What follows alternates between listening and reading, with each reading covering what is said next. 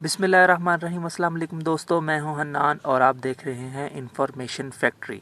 दोस्तों, सालों के आगाज़ में ही मिसाइलों की वजह से पूरी दुनिया में हंगामा बरपा हो गया। पहले 3 जनवरी को अमेरिका ने मिसाइल हमला करके ईरानी जनरल कासिम सुलेमानी की जान ले ली। फिर 8 जनवरी को ईरान ने कई बैलिस्टिक मिसाइल से इराक में अमेरिकी हवाई अड्डों को अपना निशाना बनाया। दोस्तों, दौर जदीद में जंगों में मिसाइल एक अहम हथियार बन चुका है, क्योंकि इसकी बदौलत एक मुल्क अपनी जगह बैठे बैठे दुश्मन को भारी नुकसान पहुंचाने की सलाहियत रखता है।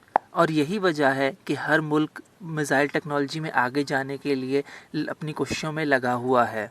तो मेरी आज की ये वीडियो उसी मिसाइल के मुतल्लिक है जो कि दुनिया का सबसे ख़तरनाक तरीन मिसाइल है, जो कि रूस ने तैयार किया है। तो मेरी वीडियो में आगे बढ़ने से पहले मेरी आप सबसे दरख्वास्त है कि मेरे चैनल को लाइक कीजिए, सब्सक्राइब कीजिए और बेल आइकन का बटन दबाना बिल्कुल मत भूलिए।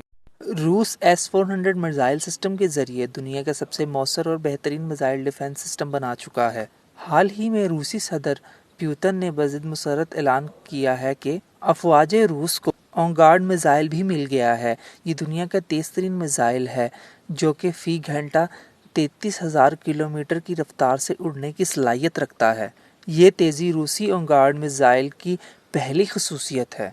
ये मिसाइल अपनी उड़ान के दौरान दाएं बाएं होने की सलाहियत भी रखता है, और ये इस मिसाइल की दूसरी बड़ी खसूसियत है। दोस्तों, इस किस्म के मिसाइल को मिसाइली इस्तिलाह में बूस्ट ग्लाइड कहते हैं। इंतहाई तेज़ हरकत पजीरी और दो सलाहियतों के बाइस इस वक्त दुनिया का कोई missile defence system on guard को निशाने पर गिरने से नहीं रोक सकता। इसीलिए इस वक्त दुनिया का सबसे ख़तरनाक तरीन बम बन चुका है। ऑन गार्ड मिसाइल सबसे पहले बैलिस्टिक मिसाइल के ज़रिए फ़िज़ा में भेजा जाता है और तकरीबन 100 फुट की बुलंदी से इसको लॉन्च किया जाता है। ऑन गार्ड मिसाइल बहुत तेज़ी से नीचे की तरफ आता है और दाएं बाएं होने की सलाहियत भी रखता है, इसीलिए अपने निशाने को ईज़िली टारगेट करने में बहुत आसानी होती है।